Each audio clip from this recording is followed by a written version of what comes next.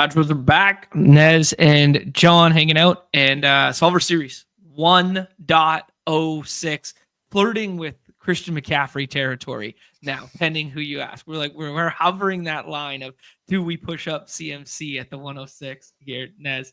Yeah, fun stuff, dude. Loaded week, training camps all started. And yeah, we're gonna walk through some exposure stuff, but most importantly, dude, our own contest in the lobbies right now. If you see the front tile of underdog right there, tell the people what they're missing out on. 100K to first, 500K in prizes. I mean, that's what you're missing out on. Only the good players you have to take. I mean, I know some people, they don't like drafting bad players. You don't have to draft bad players. You can just draft the good guys on in our contest. 100K to first, man. Yeah, very, cool. very, very cool. Still not over that.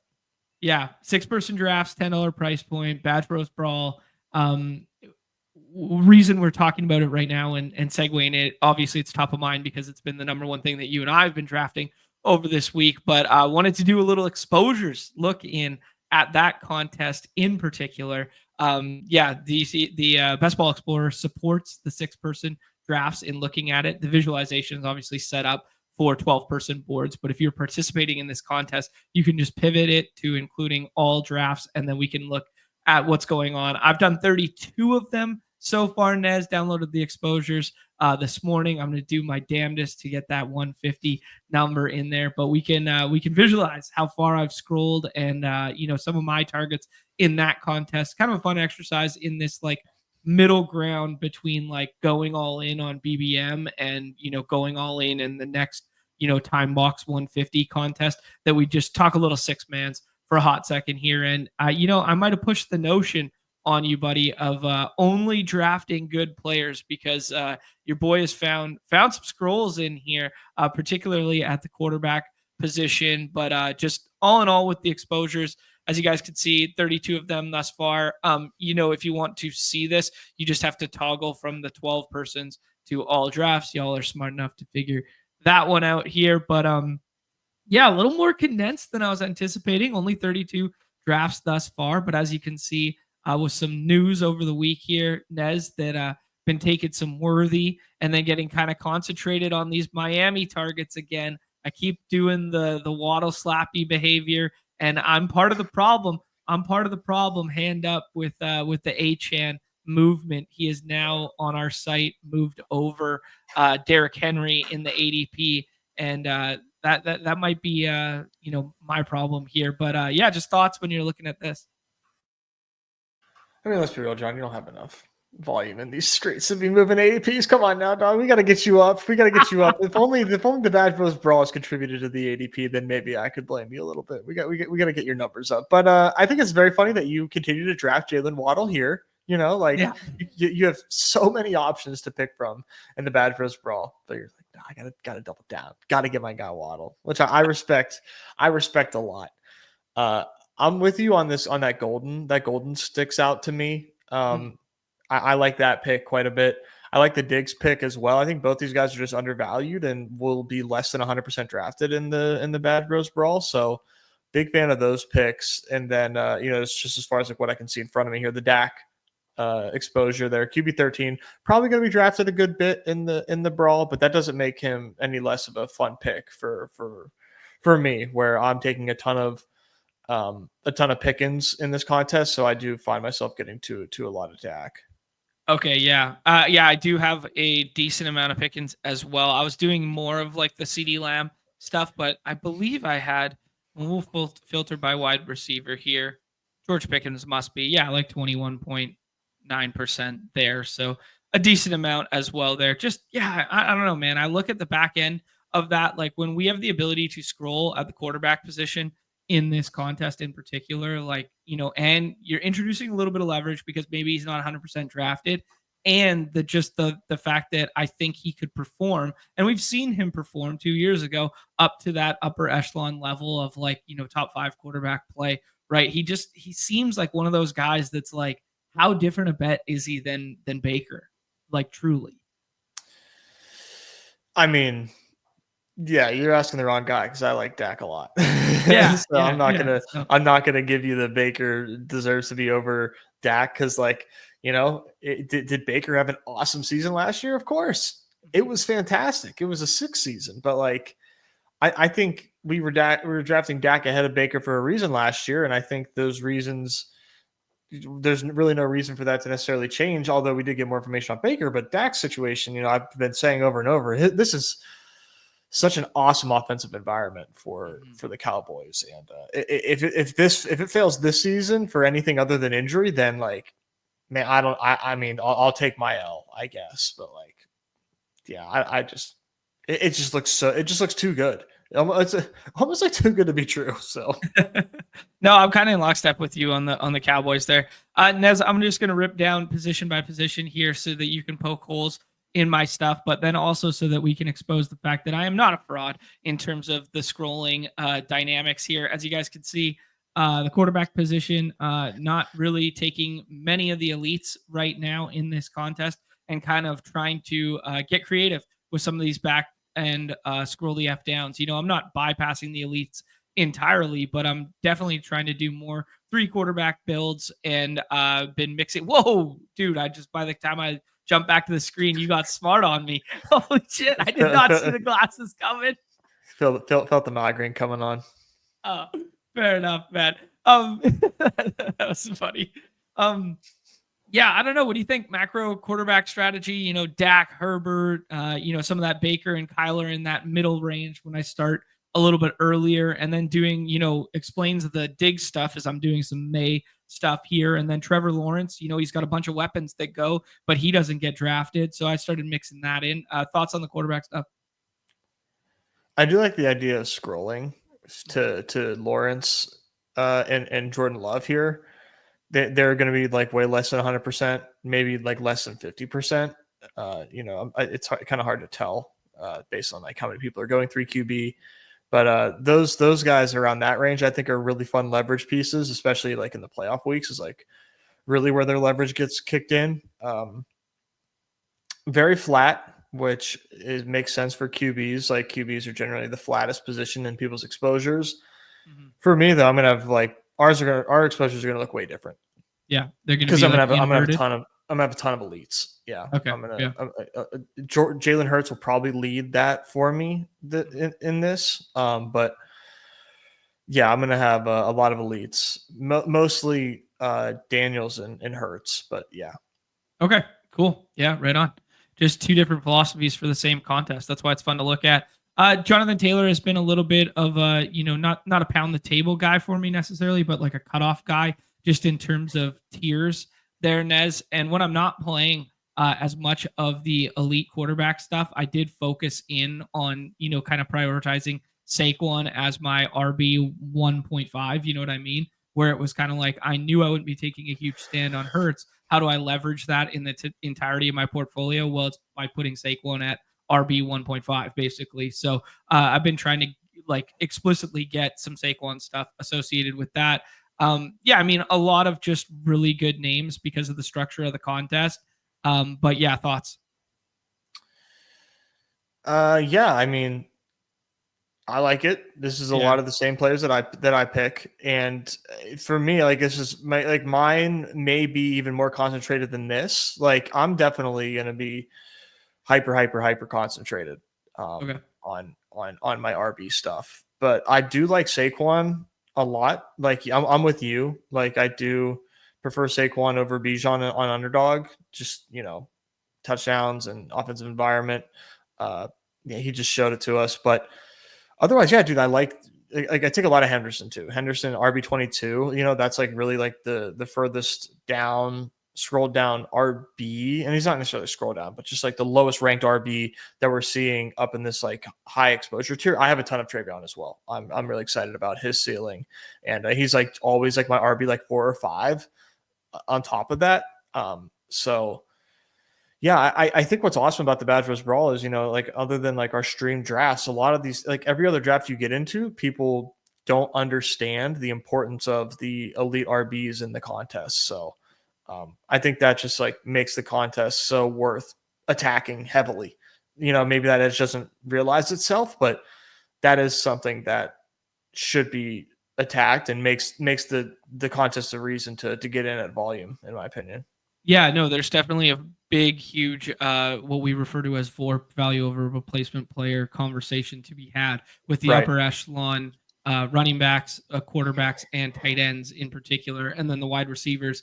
That big flat tier that we talk about, in BBM through rounds, 3.5 down to like 6 or 7. Well, it's even more elongated and infinitely available in this contest for scrolling purposes. Like you can just have Stephon Diggs in the last round every single time if you want it, or Chris Olave in the second to last round in the majority of rooms. So yeah, those four conversations surrounding the onesies and surrounding the running backs. Yeah, you're doing the pushing up of kind of all of it, and I'm doing more of the pushing up of just the running back and the tight end position, and then getting weird with the other stuff. We'll talk about Worthy here for the wide receiver stuff. Obviously, we've kind of talked about the Diggs potential leverage as like undrafted, plus the fact that you can get his quarterback stacked with him who doesn't get drafted every time as well. I'm trying to make a little bit of a concerted effort to get some more Lad in my life. It's kind of been at the expense of Drake London in this contest, but I'm just getting excited about Lad, and the Mike Williams retirement didn't necessarily like fuel that, but just some of the coach speak around it, the absence of the awayness of Najee being away from the building, sort of, kind of, and Well, like he is in the like building. Well, He yes, is in the building. the ambiguity around his situation. Maybe we lean on some more passing early in the season here, but I was just like, man, I don't want to be the guy who gets over his skis on Michael Penix in this contest, but I'm very happy to be the guy who gets over his skis with Justin Herbert as the scroll down leverage. So I was like, I'm going to take Lad over London and then go about it that way. I think that's a fun angle. I do think that Herbert is like a really fun stack in this contest because, just the obvious reasons, right? He's just not 100% drafted, but I think still contains a ceiling. He's highly regarded as one of the most talented QBs in the league, top 5 by most people's, ranks. And he is a great leverage piece in this contest. I don't get a ton of Lad, but like when Best Ball Mania kind of opened up, I thought I'd have a lot more Lad. Then I kind of like walked it back a little bit. It's kind of hard when you have all these like alpha wide receivers around him to like take him over them, but like he is a really good player. Like he's really good. So this is what makes the brawl such a fun contest. And I know you're not typically the one to hedge, but like if you want to get a concerted effort on drafting somebody that like you wish you had more of, you can easily do it here. Mm-hmm. And because like maybe the opportunity cost isn't the right word, but like the risk of ruin on it, because they're insulated by such other like talented players. Like I just think it's a unique way to kind of get exposure to a player that you're light on elsewhere that you would like to have more of. Yeah, kind of evergreen with any time box contest on the site, but this one more so in particular because it's easier to do in 6-person rooms than 12-person rooms. Because if you're in a 12-person room and you're going to target Lad all the time, well, maybe 6 draft spots don't even allow you to. Whereas if you want to target Lad in this contest in particular, you can have him every single time if you're willing to take him, a plus minus delta of 3 over his ADP, right? Yeah, and at that point, obviously, it's like who cares, because everybody's so good. You really are not sacrificing much at all. Yeah, absolutely. Let's take a look at the tight end here, Nez. Not as concentrated around like the top 3 in parentheses elites there with like Bowers, Kittle, and McBride. Just shy of the 20% there, but a lot of TJ Hawkinson as kind of a tier break cutoff. A lot of Mark Andrews, but not a ton of Lamar, which I don't necessarily love. That might be a little bit of a leak here. But just, buying some of this Ben Johnson coach speak on the Colston Love Porta, aka Colston Loveland pick there. So yeah, and I kind of liked the angle of like a cheeky backstack with, Rome, Loveland, and Caleb, or DJ Moore, Loveland, and Caleb kind of thing. Just seems so obtainable. Yeah, any comments on tight end in general / these exposures? I have 35% Brock compared to your 22. You're still over the field, if you're using 16.7% as the base mark. Yeah. there. So like this is like a pretty concentrated room. I like the Hawkinson play just because he, I think I like Hawkinson over Laporta in a vacuum. And obviously he's cheaper than Laporta. So I like that. It's like, okay, the elites are gone. Let me grab Hawkinson as my, 80% Kittle or whatever you want to call it. I do like that. On my end, like I have a lot of Goddard, but that's in line 100% with my Jalen Hurts play. So Yeah. that makes sense. I do have a lot of Loveland as well. So we're aligned there. And then the only other player that I don't see here that I have been taking, and again, it's because of the Eagle stuff, is Dalton Kincaid. Oh, okay. Yeah, sure. Just for like that week 17 correlation, little week 17 bring back. Mm-hmm. Yeah. Yeah. It kind of makes sense that I don't have it here because I'm not playing that game very much. I actually don't even have a single share by the looks of it. Yeah. I mean, he's not someone I would expect to get drafted a ton, Mm-hmm. especially if Yeah. you don't have a lot of Josh Allen or Eagles. Yeah. Yeah, probably a leak. I should probably be mixing in at least some percentage of it. But yeah, in my mind, I was kind of soft fading it because I was like, oh, if that gets home and those teams get home, especially in a week 17 is all that matters style contest, they're going to be tethered to Josh Allen getting home, and I'm not playing Josh Allen. So, well, why bother kind of thing, Mm-hmm. which is okay logic, not great logic necessarily, because I'm some reason drafting Mark Andrews and not feeling the same way with the exact same thesis. So it's kind of like a two-faced conundrum there that I'm making kind of a maybe an intelligent move, but then I'm doubling down with kind of a dumb one. So it's yeah, I should probably be mixing in a little bit of Dalton Kincaid just in general. Nez, before we jump into some slow drafts here, I want to take a look at two things. I want to take a look at the draft board view. Obviously, it's going to be stretched out for 12 persons, but we know these are 6-person contests. Just to prove not a full fraud, I want to go all the way scrolling the F down. The furthest quarterback we have scrolled to, Anthony Richardson in this contest. So like QB, whatever, 29. We've taken a couple of CJ Strouds. We've taken some Tua. We got a Bryce Young. We got a Penix in there. So we're scrolling all over at the QB position. At the running back position, the furthest in which we have scrolled, we got some Scata boys mount up in here. We got some Tootin. We got some Ray Davis. It looks like the furthest scroll, Rashad White a couple times, Ray Davis in that same kind of category there. So might have to get a little more aggressive with like a Braylon Allen scroll or something like that. Maybe I thought I had a Jerome Ford in there, but maybe it was a different contest that I was misremembering a roster there. At the wide receiver position, a Quentin Johnston mixed in here, a Christian Kirk, Slot Demon, a Hollywood Brown, who we'll talk about in a second, a Rashid Shaheed, a couple of Keon Coleman's. So we're getting creative out here. We're getting some 13th, 14th round guys in there. And then at the tight end position, we've got some Ertz, we've got some Hunter Henry, we've got Brenton Strange, we got Cade Otton. So Zach Ertz.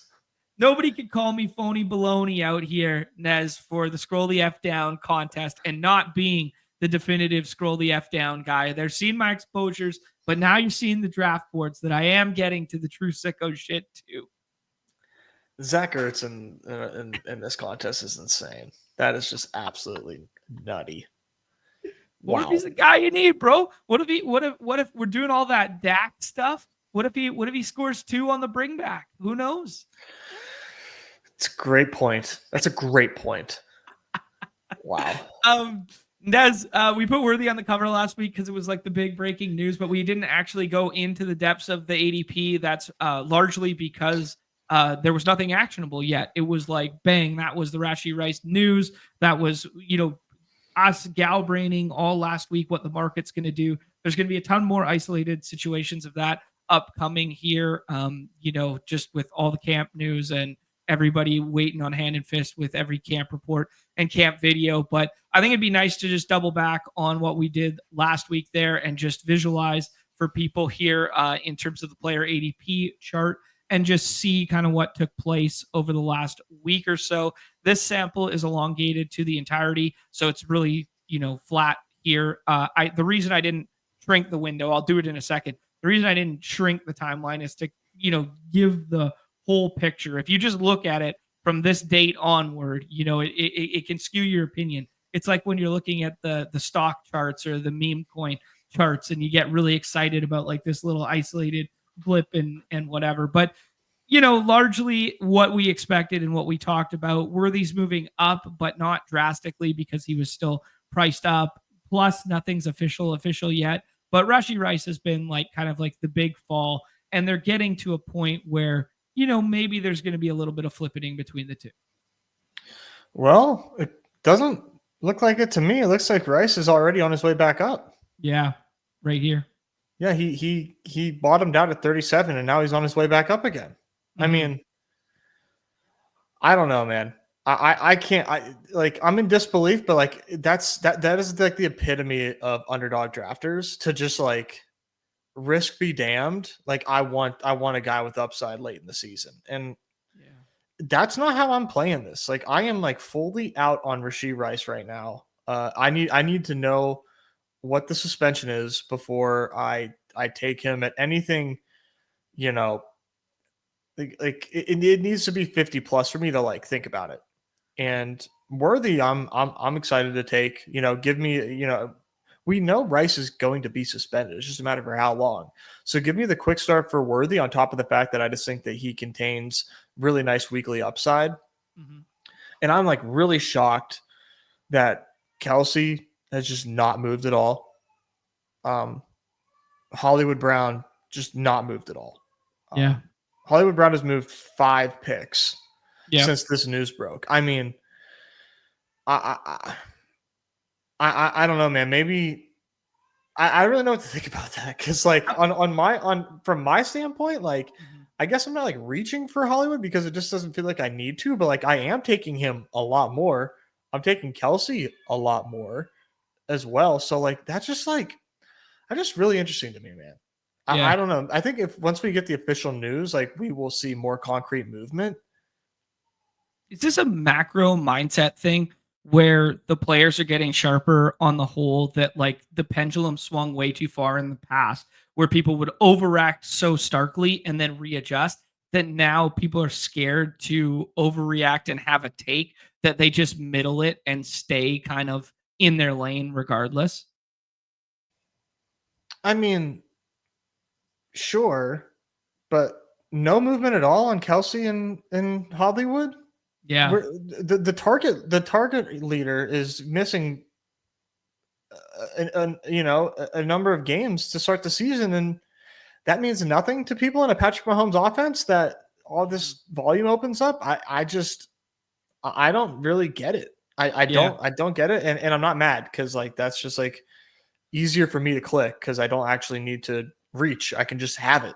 Like that's awesome. Thank you. Yeah, no, nice. Yeah. I think that's the biggest takeaway right now is they do look like better picks, even though the market hasn't reflected them in being so. So your ability to click, in particular, Hollywood Brown and Kelsey right now makes a lot of sense. I guess there's also some FUD around, Kansas City's offense just in general, that it was like we've had reasons in isolated windows to be so excited. And then every single year for the last handful of years, we've just seen a negative trend in terms of their output, even though they're perennial Super Bowl contenders and such a good football team. They're just like too good a football team to be fun for fantasy anymore. Any merit in that? I mean, that's what it was like last year, but let's let these guys be healthy and all on like the same field together at the same time and see what happens. Sure. Like, do they have a run game to lean on? Is the defense going to be as good as it was last year? Like any of that changes, then we are getting a higher PROE, which is what we would like for this team. I think what's cool about this tool, John, just to kind of take this to a different aspect of the solver here. If you go to ADP type, like I think you can see this more starkly in the eliminator of like the movement that I was more expecting to see. Okay. Where you want to go ADP movement in terms of go to visualization and then under ADP type, switch to eliminator. It's a drop down, top in the top middle. Oh, for the contest in particular. Oh, my bad. Okay. Cool. Now you can see this the flippening of Worthy and Rice in this contest, where like people at least this is correct, right? People are realizing that, like, hey, early season production matters more in the eliminator. Mm. So you're seeing that flipping here, and a bit of a rise in Hollywood, who like bottomed out around like 138, moved like 5 picks. So nice. But like Right. Kelsey, like not moved at all. And these Mhm. guys have a unique, well, not they don't have a unique bye week, so never mind. Week 10 is still a pretty difficult bye, but Mhm. interesting to see that in the eliminator, to see the difference there. Yeah, the eliminator is kind of like our truth serum to BBM, because BBM we can gal brain all these concepts, like the Rashi Rice one we were gal braining the other day was like, well, maybe it's better he misses the front end of the season because now we're guaranteeing some health later into the season and this sort of thing. And then you gal brain the Worthy stuff of, well, if Worthy gets up to a fast start and they're 4-0 and he's cooking, why would Rashi Rice take his job, and like all this kind of stuff. And then the Yeah. true serum take is in the eliminator, who's just going to score more points and when those points are scored. Oh, we need some points early in the season. Worthy go Burr, Worthy rises. Like, it's a very interesting like juxtaposition between the formats, that like eliminator is kind of like your take your cough medicine alongside it. Like, okay, guys, let's stop galvanizing for a minute and get focus on it. It's kind of like the home leagues of our site. Yeah, and for me, I think Rashi and the eliminator is like a poison pill. Like I just don't think that that's ever a good pick Okay. in the eliminator. Like that many zeros, that many weeks, like that's really really tough at that draft capital. So we'll see. Maybe this takes a heavier fall once the news actually comes out, which I do think it will. But to what extent, I don't know, man. Underdog drafters are sick. They are, dude. Perfectly articulated. They just operate on a different level of thinking. And Mhm. yeah, ADP is sharper than ever, but I don't think decisions are smarter than ever. Yeah, good, well said. Do you think like obviously that just had a side tangent before we get into the slow draft stuff here with the zeros associated with eliminator? Um, Rice, Najee, Judkins. I'm trying to think of one other example from like this week in Well, the Addison's going to eliminator. get suspended. Addison, that was the other one I was thinking of. Yeah, are they just like full no fly zone for you picks in eliminators? I mean, yes. Mhm. I want to see like if I'm actually like backing that up, but like, yeah, I mean, I don't want any of those guys. Yeah, I, I like have I have one Addison team, and like I wish I didn't. like the cop out answer will always be the cop out answer will always be like every player has a price relative to their ADP. But like for me, thinking through that in the eliminator in particular, when week one means so much, just getting out of that first initial pod and getting into the head to heads matters so much that like if you had any combination of like 2 zeros on your team in your first 8, 10 rounds of picks, you're probably drawing stone dead instantly. I mean, yeah, I agree. Yeah. I think that Yeah. that is so much to try to like work around and build around. Like, okay, I got Rice. Now, how do I like make up for it? Well, now you're Right. lacking elsewhere, like in a big way. You have to punt like a position, and chances are it's probably tight end or QB if you're doing that, which I think would be the best way to do that. But yeah, Right. Yeah, because I mean, we double down on all of like Leone's research and stuff like that. That it's like, what is the number one thing to avoid? And it's zeros in your lineup, right? Like that's like his 1-0-1 of like, how do you avoid zeros? And the eliminator, it's even more stark because we have to we literally can't punt weeks at all because you can be eliminated at any given interval. So like the blindly accepting a zero is probably just so yeah unsharp. yes, very much. Interesting. Okay, cool. Yeah, I'm glad you brought that up. The visualization between the two that was very good. Nez, let's make a couple slow draft picks here because the people love the slow draft stuff. There, I think it's very relatable. I'm gonna pop you onto the screen here because you have more on the clock than I do right now. There we go. Pops up, and yeah, what are we working with? Yeah. So to start here, this is a super flex. This is my last pick, And you can see it's recommending a tight end, but just this what this team looks like for me. I'm slowly getting rid of my Superflex slows here. Jalen Hurts, Drake May, Rodgers team. So that's part of why the Muth pick is so green. Genty, Kyron, B Rob, Jaden Blue, Will Shipley, Taj Brooks, Ollie Gordon. So 7 running backs. I honestly typically spend more draft capital at running back. So this is like a little more of a unique team for me as far as draft capital goes for the running back position. At wide receiver, DJ Moore, Zay Flowers, Steph Diggs, stacked, Darnell Mooney, Kyle Williams, Pop Douglas, and Calvin Austin. So we've got the double with Drake May here. I've got the triple with Drake May rather, and then Austin with Rodgers, and then no stack on Hurts. Just pardon that, McBride and Goddard for my tight end room. So strong tight end room. Yep. Decent wide receiver room. I like my wide receiver room because of like the Drake May bet, and I just think Drake May will be him. I like this. This is a good wide receiver room for me in Superflex. Just more of a balanced team here. Yeah, evergreen reminder to everyone watching that Superflex, you only start 2 wide receivers unless one happens to fall into your Superflex, and then you're probably not doing so great. So, so obviously the emphasis from Nez there that even though we started with Genty and Kyron, that he still ends up with 7 running backs. What are you thinking here? Solver likes the Freiermuth there. The John Galbrain crazy takes in his mind are Keyshawn Booty running with the 1s to just get this super duper New England stack going, or everybody's favorite, what you told me you were going to be doing in the 20th round of Superflex drafts. Some bullish news on our guy Taysom Hill breaking the contest down here. He's already queued up. This is no doubt Taysom Hill for me. Like, yes. No doubt. We're so fucking back, baby. We're so back. Tell the people, Nez, why Taysom Hill is a click right now. I mean, just the fact that they're saying he's going to be back, and that he's progressing well, and they're talking about how dynamic he is as a player, which is obvious. We know this, and like, man, the Saints are just a team that I don't know what their identity is. Their quarterback situation looks bad. They could just be like in rebuild mode in a hurry. Now, what does that mean for Taysom Hill? That could potentially mean Taysom Hill playing quarterback. That could mean just Taysom Hill packages just in general.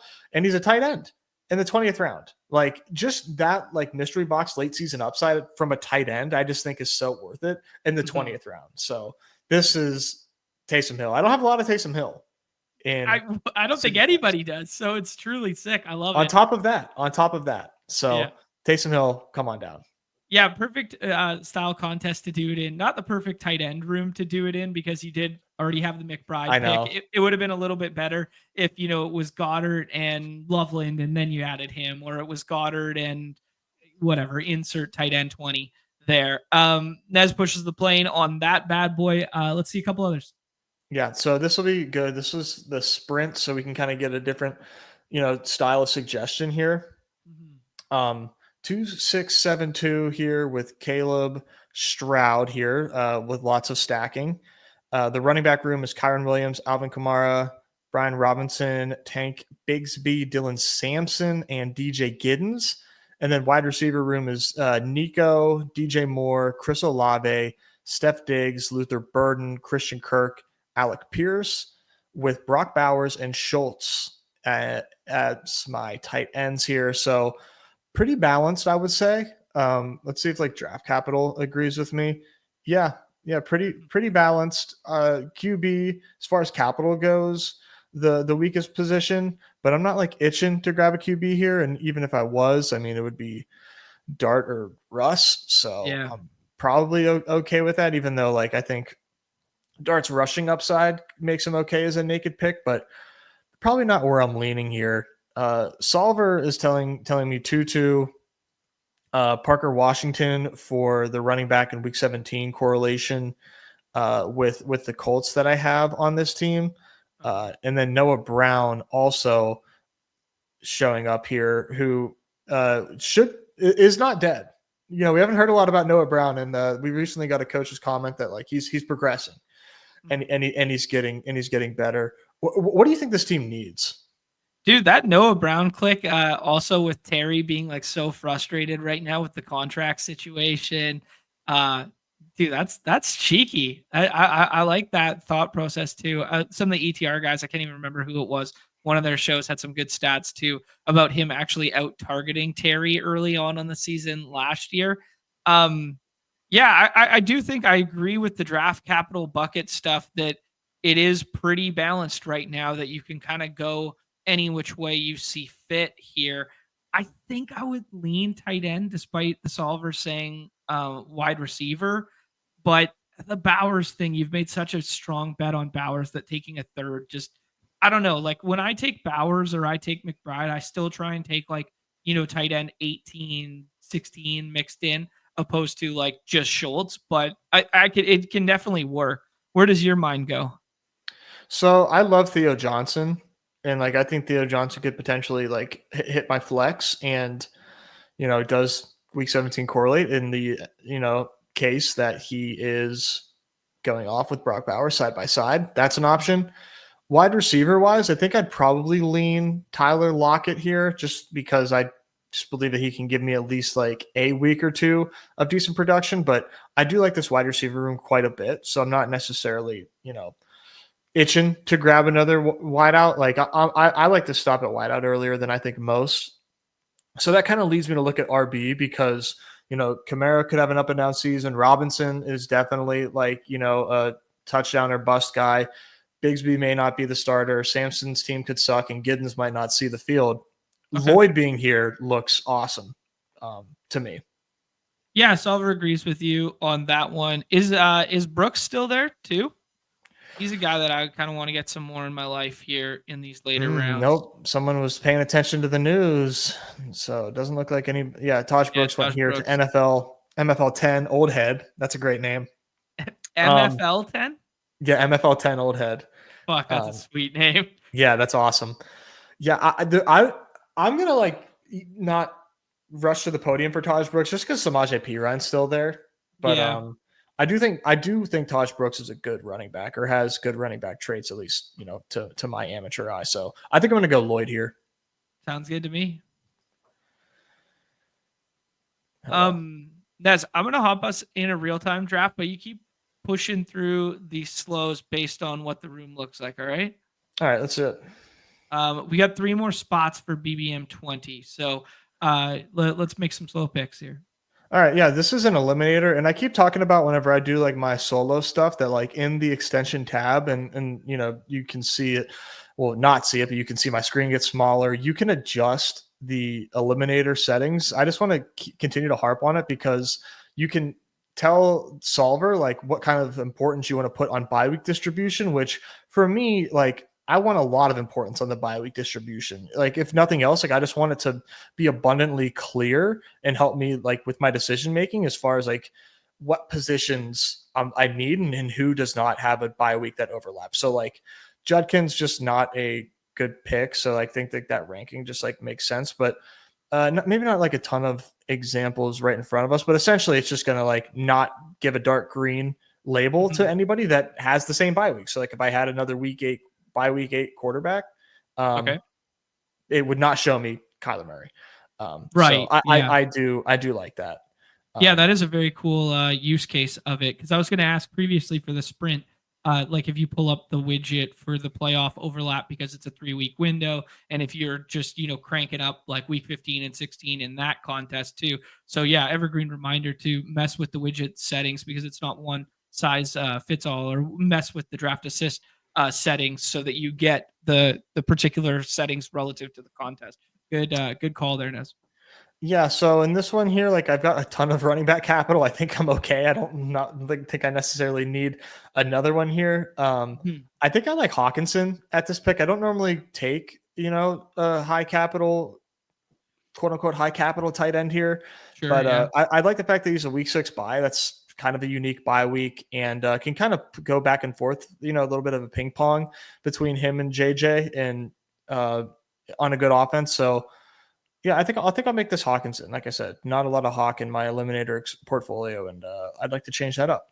Sounds good, dude. Opens the door for a little double stack with JJ. I don't know how you feel about stacking in the eliminator format, just I in don't hate it. general. Yeah, it's like Yeah. a plus in the bonus department, but not something you're actively seeking. Yeah, I think,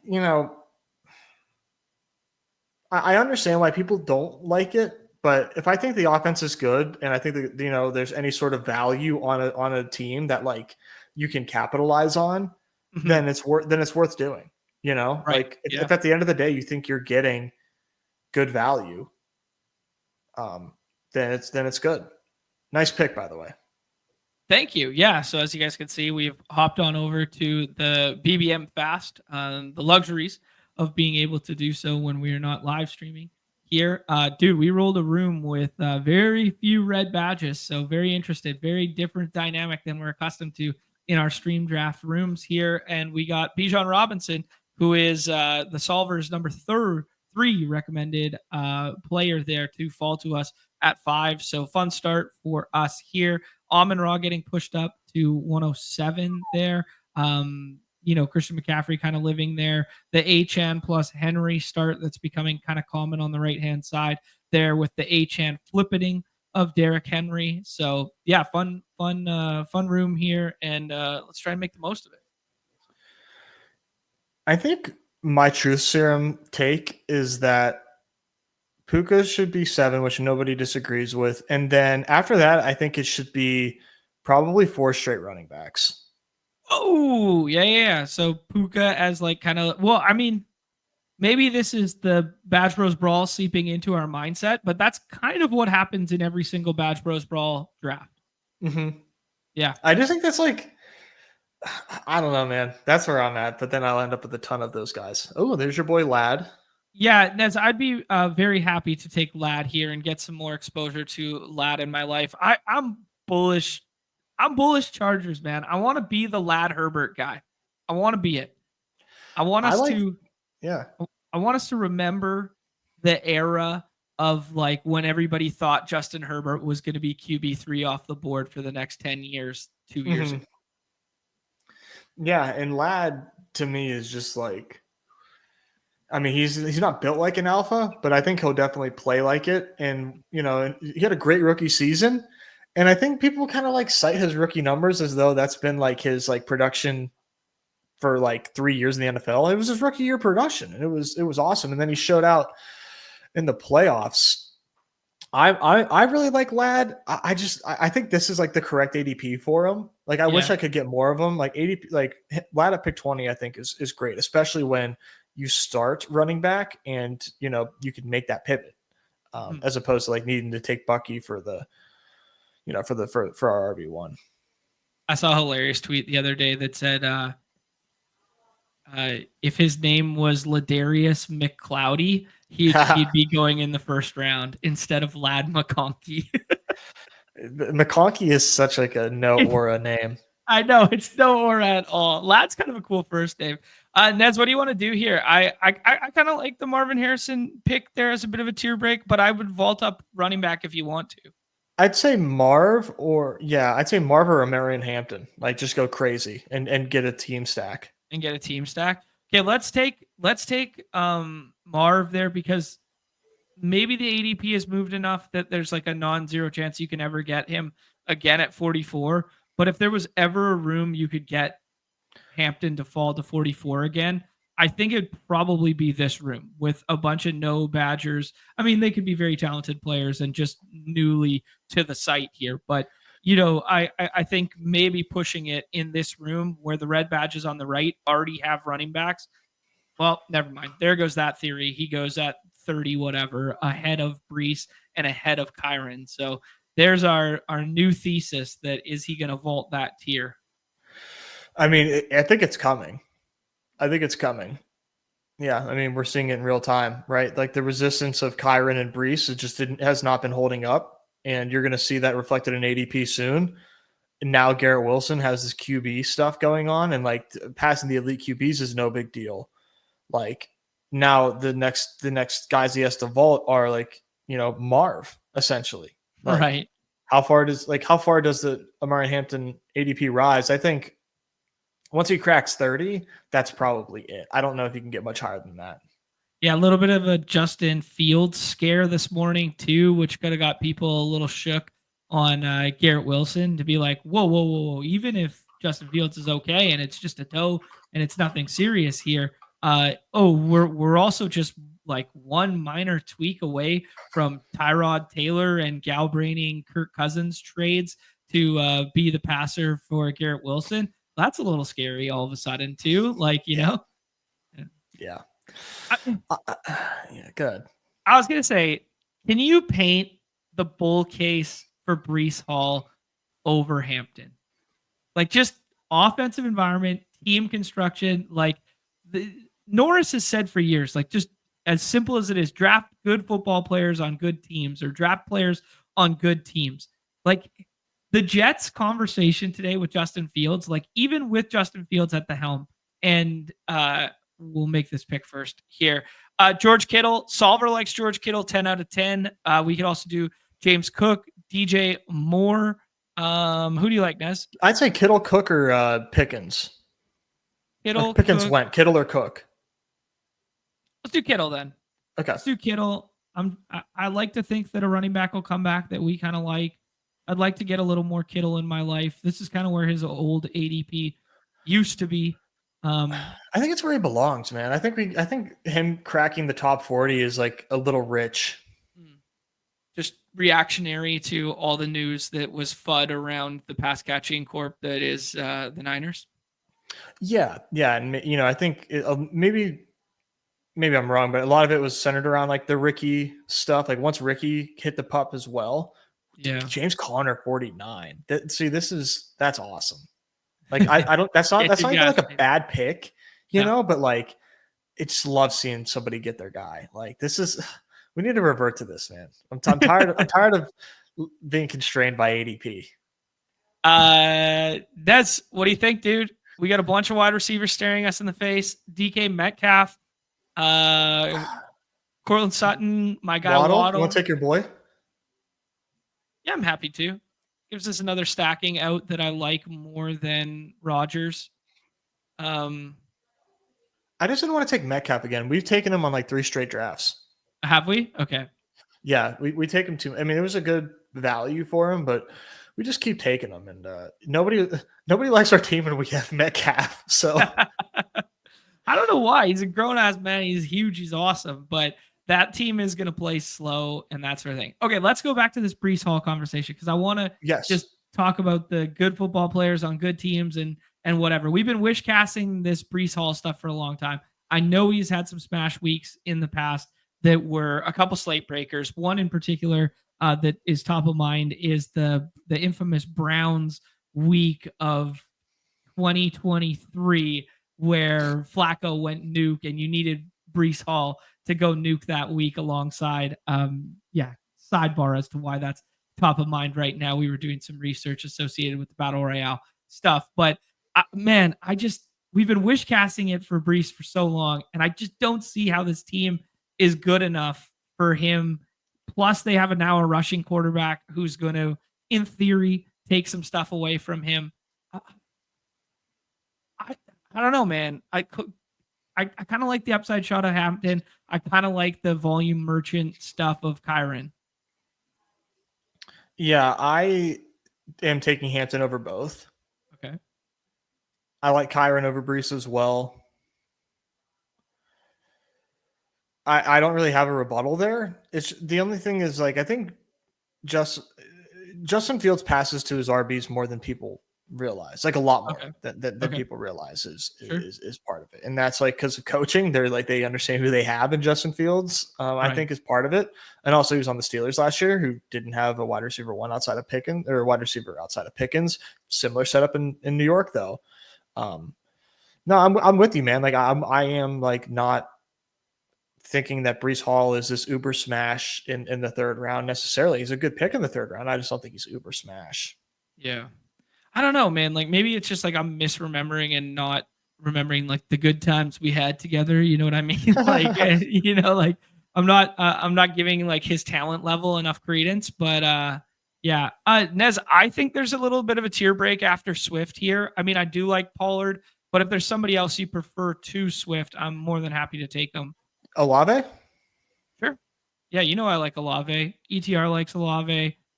I mean, if I just go, this kind of runs counter to he's kind of like the wide receiver version of a Brees Hall bet, where like we're betting on like talent and the dude. We're not betting on like the team and the offense, right?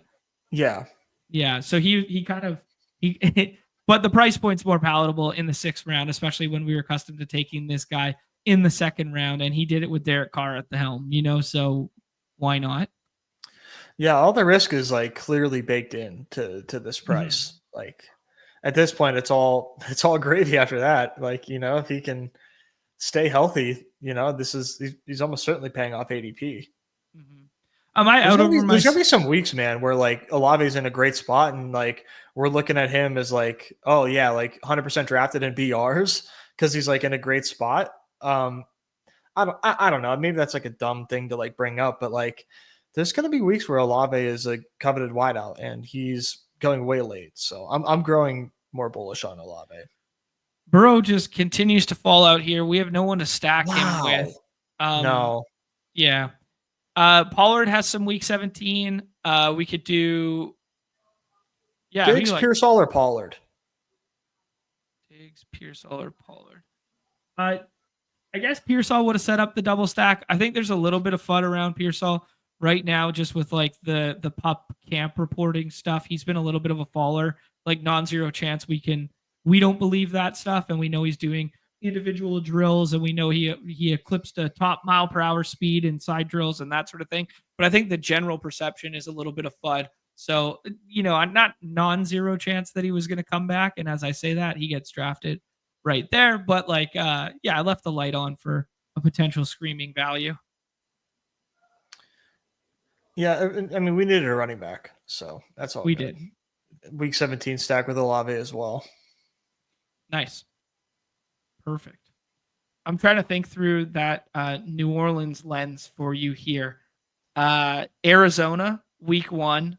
San Francisco, week 2. At Seattle in week 3, like sneaky at Seattle before the rain comes, shootout spot. Little late night, like late afternoon hammer for week 3 daily slate. Olave. Ooh. Olave and the Ken Walker mini stack. That's going to be a talking point in week 3, huh? We'll be the guys talking about it. That's for sure. That's true. I was about to say, be a talking point. Already making notes for week 3 matchups. But yeah, I don't know. Just to your point, I'm kind of looking like, week 10 at Carolina, like, is Chris Olave in the top 10 of wide receivers you want to play that week? Or is that game at Seattle enough? Or even week 1 at Arizona? Like, we know who New Orleans quarterback's going to be. We know the situation. Well, no. Like, hypothetically, now it's week 1. We're sitting there, week 1 on the clock. We know, all that ambiguity is out the window, and we're just staring at the draft, and we're just going on the main slate. Do you want Jalen Waddle or do you want Chris Olave in week 1? Probably want Olave. It'll be pretty similar. Yeah, you know what I mean? Like, yeah. Nez back up here. Josh Downs looks really good to me, unless you want to do like Ayuk and set up. No, definitely not Ayuk. I'm cool with Downs. Yeah, Downs looks like a good pick there. ETR ranking, as you guys can see, this big number here is 83. Falls in line with his ADP there, and we get him at 92. Good consolation prize to passing on, that Pearsall, Igbuka, etc. We haven't talked about Godwin at all. In this draft, Godwin goes ahead of Igbuka. Do you think there might be a potential ADP flipping that maybe that's what we look at next week with the solver? Do you think anything crazy is going to come of this, second ankle surgery and his ankle still looks kind of fat in a picture? I don't think so. It would have to be like late in August for that to take place, where like, oh, Chris Godwin's not playing week 1. Yeah. That's what it would take. And I don't think we're there yet. There's still. All right. Gun to your head. Week 1. Chris Godwin. Active, inactive, as of right at this moment. I think active. Okay. I think I would have said inactive. So one of us is getting the trigger, bro.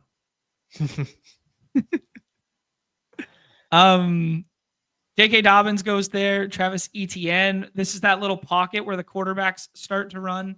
If there's anyone we want to start considering, Herbert, Kyler actually went, so that's not even an option anymore. Ayuk's at the front end. The solver likes Ayuk, but it's valuing ADP pretty heavily. Coleman, Shaheed for the double. Scatterboys mount up. Let's go Scataboo. Sure. Sounds good. We are playing. People forget, Nez. We are playing half PPR scoring format. People forget. And we took the pass catching running back. Nice. Thanks, John. Thanks, John, for the reminder. No, I just wanted to. This room is clearly more running back centric than most, so I think Scataboo made sense there. Only other QB that stacked was Purdy, but yeah, no Ayuk for me, man. Like no way, Jose. He still has room to fall. Yeah, I agree there. We are definitely not getting Purdy in this draft because we have a Jennings, Pearsall, Ayuk team cooking right now. So methinks there's a 0% chance Brock Purdy comes back to us as the Kittle drafter. But it's okay. We got Tua as an out. We got whoever we like from Indy as an out. We got the thesis of the whole team was the Lad and Herbert stuff. So I wouldn't mind reaching a half round on Justin Herbert in a room like this. No discount on Justin Fields right now, despite the scare this morning. Justin Fields still going at 102 there, going ahead of Baker Mayfield, which is just kind of interesting. Yeah, I think we're definitely need to keep an eye on Herbert for sure. Don't want to miss that. That's a big one. Yeah, sounds good to me. I am turning. Yeah, all right. There we go. I'm messing around here with the settings. Keep my cards close to my vest, though, Nez, in terms of what I'm doing there. The secret sauce on the solver there. Can't give away all the bits there. Wow, JJ McCarthy goes there. Goff goes. Man, we might just want to take Herbert now if in this kind of room. We could also kind of like set up. I mean, Dak backstack is kind of not that great, but we both like Dak. May has backstack ability. Solver likes Dak or Ingram. Herbert for the stack is here as well. Who do you like? Let's take Herbert because I just don't trust these guys. I don't think that we can trust them to think logically. So let's take Herbert. You never know, somebody we probably pissed somebody off that we just snagged Herbert from them and they don't even have a charge. It's like, damn it, I wanted Herbert on this team just because they think Herbert's the man. Oh, Uncle Phil right beside us has Trey Harris. Uncle Phil just threw his mouse or his phone, whatever he's using. He's on the shitter. He spiked the shit out of his phone. He's in his work office. It's a personal use bathroom. It's a really nice bathroom. He can sit in there, lock the door, and chill for a half hour. And he just threw that thing across the room. Now he's waddling, pants around his ankles, trying to grab his phone. God damn it, dude! What a Justin Herbert. All I'm thinking of is that stock image with the door slid open where the guy's on his phone and he just looks like that or whatever. You love that. You love that pick. I love it so much. You get a lot of use out of that. We dodged a bullet there. I wasn't even paying attention to the Trey Harris guy. Yeah, that would have put a little burr in our saddle, as the kids say. Nobody says that. Damn, he takes Dak. He just couldn't help himself. I kind of wanted to experiment with Dak on the way back there. Najee does fit, but I think we can keep pushing it if we want it. What do you think about Javonte Williams? Yeah, he's a good fit here. Do you prefer Burden? We can do both or one or the other. I meant like either one was okay, is what I was trying to say. Man says on clock of pick, you can pick either. Well, you gave me two options. Like that's better than just like not having half the time, John. You give me nobody in the queue, and you're like, who do you want? Like you at least give me two options here. How I'm was letting you cool? choose your own adventure out here, buddy. Uh, yeah, the Luther Burden stuff's interesting right now. Still not practicing. I think a little bit of a discount coming his way, just based on how bullish the Loveland speak has been. The fact that he still has this, it's a shoulder, right? He's a shoulder guy as well. I don't know what's Yeah. keeping him out. Let me click on him and see if there's a nugget there. Could be ready. It's undisclosed. That's why we don't know. Interesting. I mean, all the draft capital in the world suggests that he should be a contributing player on their team. But I mean, we still has Rome there. We still have DJ Moore. We still have all this Loveland coach speak. Like he's a fun pick, but he's been like a progressive faller throughout the offseason here. So I think people just want to see it first, kind of deal. Yeah, I will definitely be pumping the brakes on him, not getting reps yet. And I mean, I know it's only Olamide Zacchaeus, but Olamide Zacchaeus at wide receiver 3 there is like that's a veteran wideout who they can trust. Mm-hmm. You know, say what you will about the player, and yeah, when it matters at the end of the season, we'll see Luther Burden, but like this isn't a cheap pick for Luther Burden here. Right. This is a super late round pick, and yeah, that yeah, we want to keep the late season in mind, but I just think like yes, we could have gotten by with Luther Burden on this team because our wide receiver room is really good to this point, but when you draft Luther Burden, I think you need to anticipate a 0 to just a non-factor for quite a bit of time. Mm-hmm. On top of the fact that we're not even sure that the Bears will be good. We think they will. We think they will, but that's a very expensive pick for a rookie who's potentially 4th in targets. Yeah. On a team that we're not sure is good. Like, yeah, it's a conundrum. Like, I get Burden in theory, no doubt, but wow, man, is this a price point we're willing to take Najee? I think you take QJ. All right, I like where your head's at.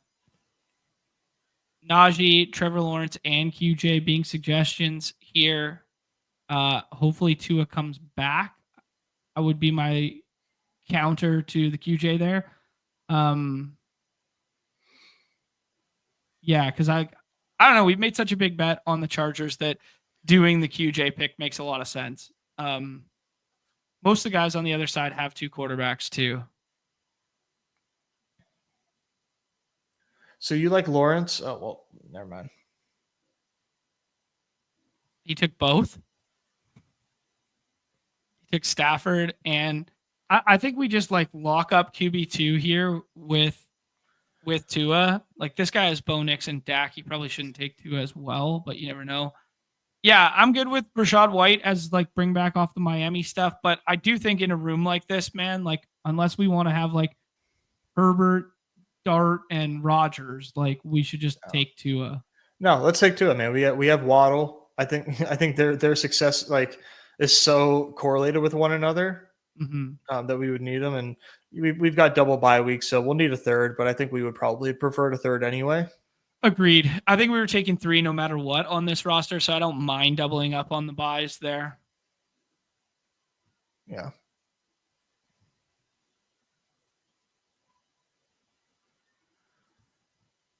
All right.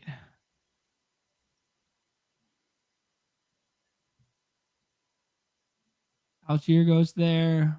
White goes there. Bad.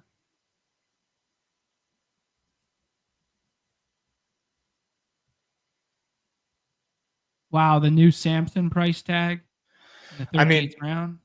I've seen him go earlier than that. Really? Mm-hmm. What's the tipping point right now? I mean, I've seen him go 140s. Wow. I just can't get on board with that. I mean, the old rhetoric associated with BBM would be like, well, you can't take him there because, you know, he exists in the 20th or in the 18th round already, like blah, blah, blah. But yeah, I don't know, man. That's It's a bridge too I far get for it. me. I get Yeah. it. Yeah. Yeah, I mean, people like Samson as a prospect. Mhm. It was already sort of like up in the air that he would be splitting time with Judkins as it was. But he's gonna like teeter a little bit. People are gonna overreact, and then there's a quote that came out that Stefanski said Jerome Ford is the RB1 currently, which I mean he's gonna say that Jerome Ford is the veteran, but like Right. that is a quote that does exist and could make its way into the streets. I mean, this Judkins stuff, I lean bad news. I know that like, oh, there's an infinite range of outcomes. Like, sure, dude, but like, I would lean on him like not playing early in the season and not having too much of a role here. Interesting decision here, Nez. We could do Eckler at the running back position. Solver likes it for some of the week 17. I kind of like Bryce and then just I like shutting it Bryce Young. down. Bryce Yeah, Young me is such too. like a tier break at quarterback, and we Yeah, really need that third. yeah, I fully agree with you. And we get a 10 pick discount on it. And we know there's back stacks. So, like, one thing that's kind of evergreen that we've talked about so much with any tool in this industry is they can't think for you. They can't think for what is available at the following pick, what's available for you in the future. So, we know that, hey, we still need a tight end on this team. Well, Waller and Sanders are both going to be available for us here. Like they can't think that far ahead for us. We know that Adam Thielen is probably going to be available in the future. Rico Dowdle, did he go yet? Like we could do a little skinny stack like that. So, yeah. So the suggested player, although it is usually a great pick for your roster, it's a great pick for your current roster. Um, we get some week 16 and 17 with Jalen McMillions. Not a guy that we take a ton. We could do Ford and shut it down at running back. Who do you like? I like Ford. I think. All right, cool. I mean, to work off of the conversation you were just vamping about with like the people loved the prospect potential of Samson and people are vaulting him up for the potential opportunity now. Like the same could be said about Jerome Ford. There people were really bullish about him. He didn't have good capital associated with his name like years ago, but people were excited about him. And then he has played well in multiple seasons as like a backup role kind of guy, right? When he's at the backfield to himself and like Foreman wasn't like taking goal line stuff or Nick Chubb didn't come back at the tail end of last year or middling part of last year there that like, he had some good usable weeks. I know he took a price discount to stay kind of thing, but yeah, I don't know, man. I'm fine with it. Let's get some usable scores. I'm totally fine with Ford, man. Like I said, for somebody like me that thinks that this Judkins stuff is very bad as Yeah, far same. as like his ability to see the field. Yep. Why would you not like the most tenured running back in the backfield? Right. Yeah, and I'm with you, man. I just don't think that he's as bad as people seem to think he is, but maybe I'm wrong on that. But he's a 15th round pick, right? Like the opportunity, there's like zero risk there.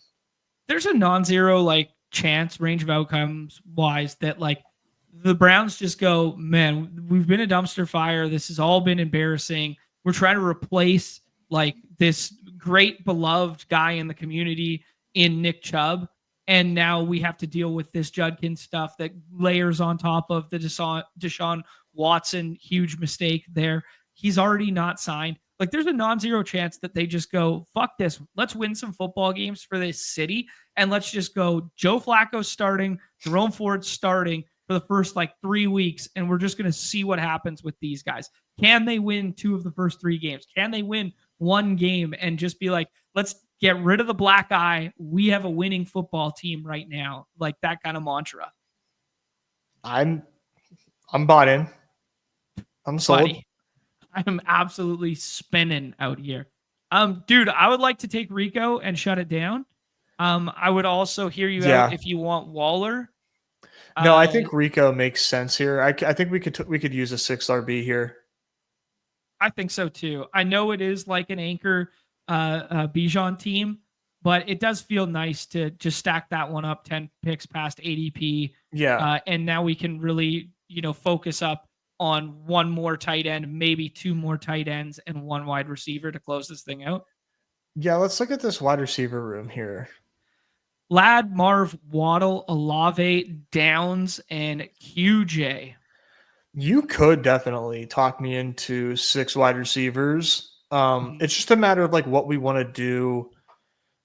So I think I would go 7, and the only reason I'm saying that is because like I think I would take Jalen Coker and take a non-week 14 by tight end. And so Coker we can get later. Okay. I think we take a tight end here that does not overlap with Kittle. Perfect. Waller? Yeah, the Waller stack. Yeah. For the stack. Do you like Waller or would you rather have Sanders? I don't want Sanders because they have the same bye Because week. of the 14? Yeah, that's I what you were care. I alluding care to? enough about that. Okay. And you don't you 100% haven't sold yourself on the fact that this team needs 3 tight ends. I don't think it needs 3 tight ends by any means with Kittle, but could we go 3 tight ends? Like if Arroyo makes it back and we're like, do we want this like nice leverage piece so far in BBM with some upside and around him? Like I could be talked into Arroyo. Okay. Cool. Or even Sanders with the stack, like I don't know. We have options now. Like that gave us some more options. Yeah, I like it, dude. Yeah, good shout we do the Waller thing first there and then figure it out, because if we had done the Sanders thing or the Coker thing with the bye week overlaps and then we're kind of like hoping and praying for what tight end comes back after. Now we have, left the light on for anything kind of. Yeah, and I'm not saying that we need to get this here, but like I do want to note that it doesn't look like we have too much week 17 going on here. Yeah, but like it is what it is. Yeah, you know what? Like I'm pretty fine this year. Like I know like people talk about like the week 17 and all that matters and all this sort of stuff, but as we've been diving into our data and stuff for the Battle Royale games after they released it, man, this bring back shit is quite overstated. It matters more on like salary cap stuff with elongated rosters, which BBM does kind of mirror a little bit more, is these elongated things. But like, man, these bringbacks on week 17, I don't know, man. Like I'm sold that it matters. I'm not sure it's like a be all end all. Yeah, I think if I was to quantify, like, let's say like 1 to 10 scale, what matters in week 17, like stacking, I think is like an 8 out of 10, maybe even like 10 out of 10, but like 8 out of 10 just because like, it's not everything, but it's very important. Week 17, bringbacks, I would consider like a 3 out of 10. Right. And that like it's not important at all. It's just that like you guys can score a lot of points just because, without the other team having to score a lot of points. And if they're in a good, if the matchup is good, the matchup is good. It's definitely not the end all be all. And yes, I am coping right now because we don't have any, but like I truly in my heart of hearts believe that. Like I'm not wishing any pick that we made different just because we don't have a week 17 stack on this team. But we do have some week 16, right? Am I saying that correctly? Yeah, we had a bunch of correlation here. Nez, who would you like to add to this one?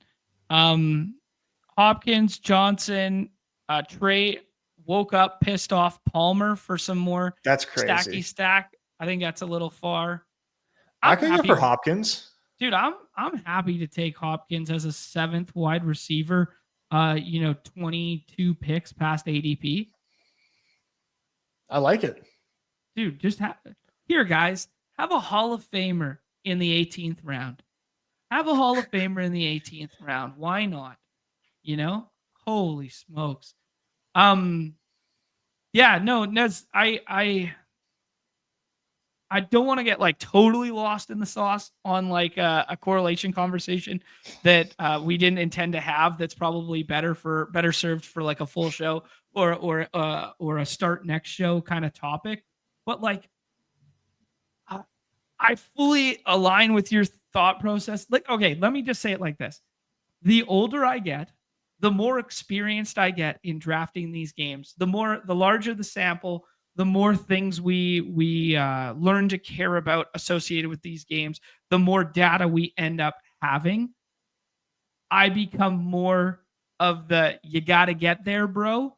And I don't think that's a popular take because everybody wants to be all slappy and make these pretty rosters that have all the 17. Like I'm becoming more of a like, well, you first got to get there, bro. And I think it's like a nice little 3 out of 10, as you alluded to, bonus. 100%. 100%. It's kind of like the IQ meme coming full circle. I don't know what side of the pendulum I reside on the IQ. Maybe people will say it's the far left side of the IQ meme there, Nez, but it's kind of how I feel at this moment in time. Let's break that one down for the people and then call it a show because we got another show to do here in a half second. A lot of team capital spent on the Chargers, a lot spent on the Falcons. That's represented in Bijan Robinson. There, some good Arizona capital mixed in throughout the way.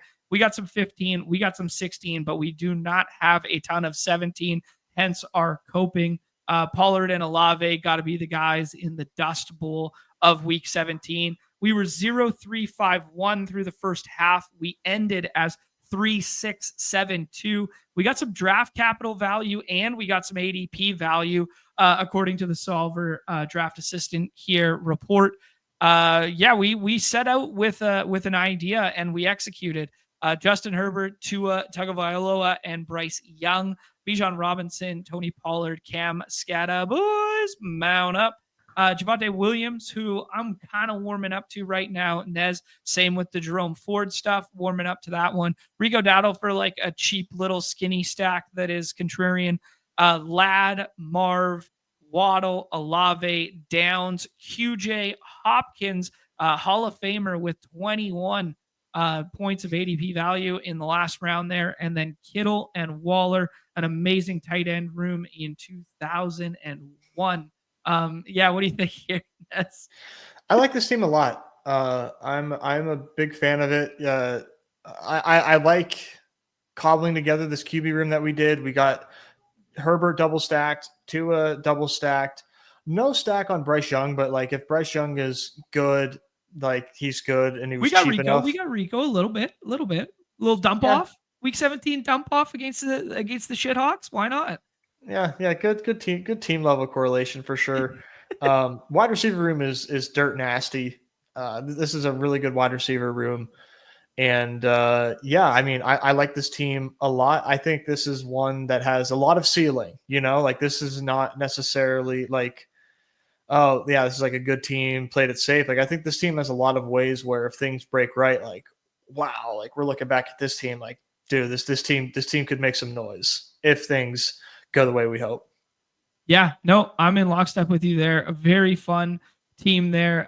Glad we did do the Bryce Young pick, even though it didn't turn out with Coker and Sanders because they went in the last round there in front of us. But I still like that we made that concerted decision and adjusted to the room. Shout out to good people at the Solver. Guys, link in the bio below to check out the Best Ball Explorer functionalities and fun ADP stuff that we did at the beginning there, the portfolio management stuff, and also link in the bio below for the draft assist, which we used for both the slow drafts and the fast draft functionality. You will see them featured on our show week after week and featured here. Until next time, everybody's favorite time on the show, the end. Peace.